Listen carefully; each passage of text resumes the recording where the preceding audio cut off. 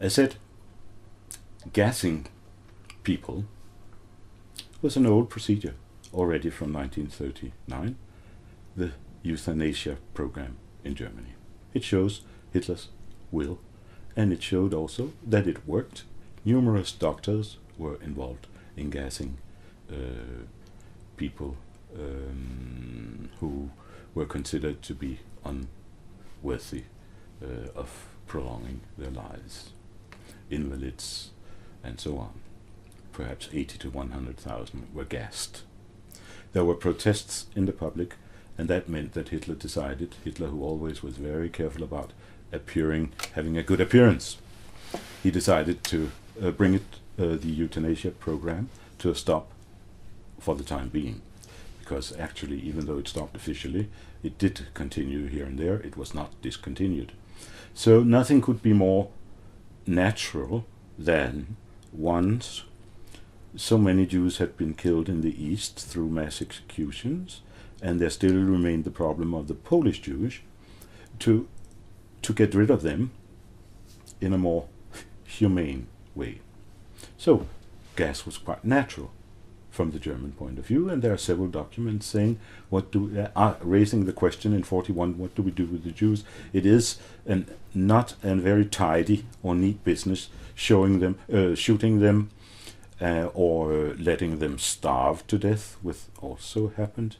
Shouldn't we just introduce the methods of Brack, the name of the person who had designed these devices?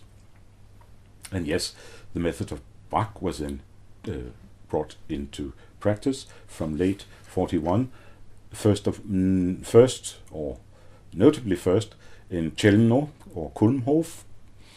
Then Jews from ghettos would be brought there and killed in gas vans or in gas chambers.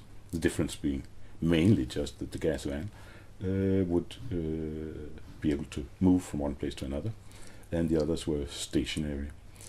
And it goes without saying that on the one hand, Hitler was happy about this. On the other hand, he was not happy about it bringing out to the public.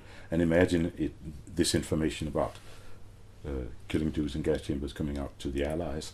What a catastrophe it would be for Germany. So it had to happen quickly and under camouflage. Perfectly understandable. And those people who were involved in the process had to sign a piece of paper to the effect that they would keep secret and never talk about this. There were cases about people who did not obey the order and were shot on the spot. So it's clear enough. Lots of people were involved. None of them said anything. It all being done, of course, in the hope, even under the expectation that Germany would win the war and there would be no more traces.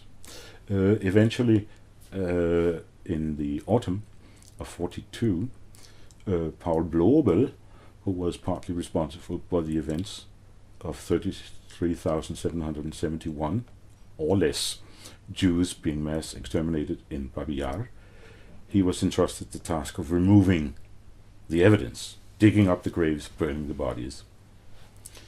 This must have been a hard task. He worked on about 2 years. He had Jewish Arbeitskommandos helping him, and he had then to empty graves and burn the corpses, and he did so to a very, very large extent. But this then was after the mass gassings in places like Chelno, Treblinka, Sobibor, Belchik. When you ask me about the numbers, I must say in 3 words, I do not know. The numbers, why do I not know the numbers? And perhaps this is too early, but when the war ended in 1945, when Germany was in ruins, when many of those really responsible were not available, it was impossible for a human being, for any human being, to get an idea of how many Jews had been exterminated. The Russians, notorious already then for their falsification, or communists for their falsification of history, as in the case of Katyn, came up with numbers for Treblinka like 3 million, numbers for Majdanek like 1.5 million, numbers for Auschwitz like 4 million, and so on and so forth. Later on, Poles have revised 3 million to about 700,000 or 800,000. Majdanek has now been reduced to perhaps 60 to 80,000. Auschwitz has been reduced to somewhere between 1 million and 1.5, showing that the arithmetic, the figures were in 45 were totally unreliable. They came down from the sky, that is from the red sky of Bolshevism. So you would make a fool of yourself by trusting these communist figures. The best case of forgery of everything would be the Katyn report, where Russian scientists, medicals, and so on, and witnesses swore that the murder of the Polish officers in 41 near Smolensk was the work of the Germans, it was the work of the Russians. So here we have the most wonderful evidence. You can't rely on anything, or almost not on anything, that comes from communist sources in 45. And to a large extent, unfortunately, the Allies also made many very serious mistakes and falsifications of history in 45. And therefore, in general, it is you really, when you have to have but of course, Holocaust business, Holocaust religion, picked up these figures. We have to here be patient. I can see now that every year new solid documentation comes from German sources. For instance, it hasn't been known for very long precisely how many German Jews were deported, for they were deported. Somewhere between 260 and 300,000 would be the right figure. Obviously, the Allies didn't have these documents in 45, 46, but slow, thorough work by younger German scholars. They must have collected all the materials from the German railways, from the Gestapo offices, and so been sitting there and counting and counting and counting.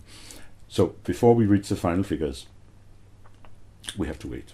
We simply have to have patience.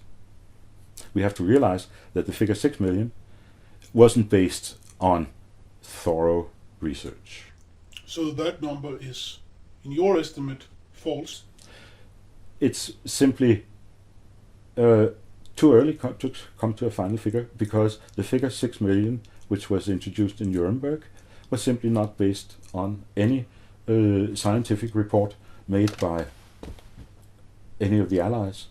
And the person who would have known, it's easy to imagine, because even though you were a German police officer having shot 500,000, 10,000 Jews, you wouldn't have a chance of getting the overall picture. The only one who might have a good chance to get a fairly good estimate, not even the commandants, because they were each in his camp, would have been the person most centrally placed, that is Adolf Eichmann. And when in Nuremberg, in 46, they concluded Adolf Eichmann made is the source of the figure 6 million. They couldn't check with Eichmann. Actually, it was not the right way to say that Adolf Eichmann thought that about 6 million. Two of his officers, or 2 SS officers that Eichmann knew, said that Eichmann mentioned the figure 6 million. So in a word, 6 million, which came into history in Nuremberg in 46, was based on hören, sagen, precisely. Are there any other sources to the figure 6 million? We then, thanks to the work of David Irving, we know that it was introduced by 3 German Jews already in the summer of 45, that they suggested that the figure 6 million be taken up in Nuremberg, Jacob Robinson, and 2 other American Jews. Jackson was rather surprised and it ended up not with a figure based on scientific research, but partly based on Höss, and above all about these two SS officers, Höttl and Wislichny, who said that Eichmann had said. This was in 45-46, and the judgment was reached on October 46. In 1956-57, Eichmann wrote a report and commented on the 6 million figure. And later on in Jerusalem, he commented on the 6 million figure. In the first case, he said, 6 million, it's Wahnsinn, insanity, Unsinn, nonsense. This was the person closest to the source, and he characterized the figure 6 million. And now, in fact, as researchers, we can say real revisionists who do not deny anything, but seek new sources.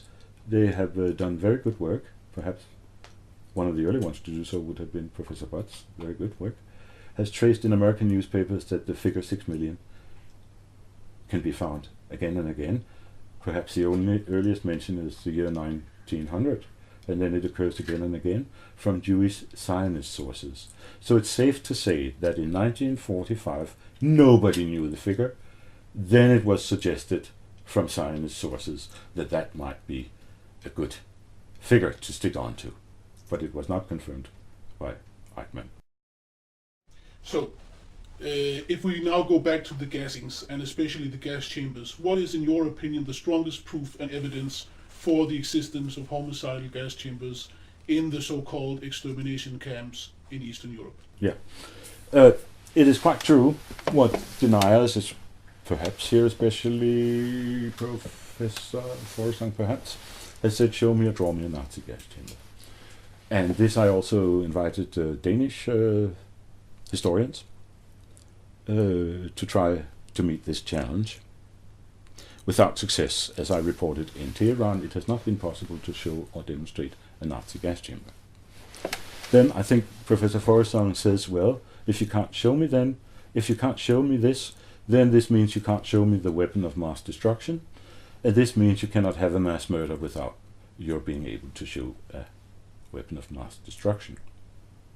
And so I can see that many people who do not agree with Professor Forsang, they try to do what they can to refute him, to debunk his claim, and try to explain how there were gas chambers, how they looked, how they worked, and so on and so forth. Very well. But it is quite true, as Professor Forsang said, and in fact, as was known to German scholars long before Professor Forsang said so, that there is no physical evidence. But why should there be? Why in the world would there be? Because let's not forget that Himmler, the entire SS having to do with this, were under the strict obligation of removing all evidence. So you wouldn't expect the evidence to be there. But what is then, in your opinion, the strongest evidence and proof for the existence of the gas chambers? Yes. First, we asked where were the gas chambers supposed to be? And the answers are they were supposed to be at Chelmno, at Treblinka, at Sobibor, at Belzec, at Majdanek, and at Auschwitz. Even many other places.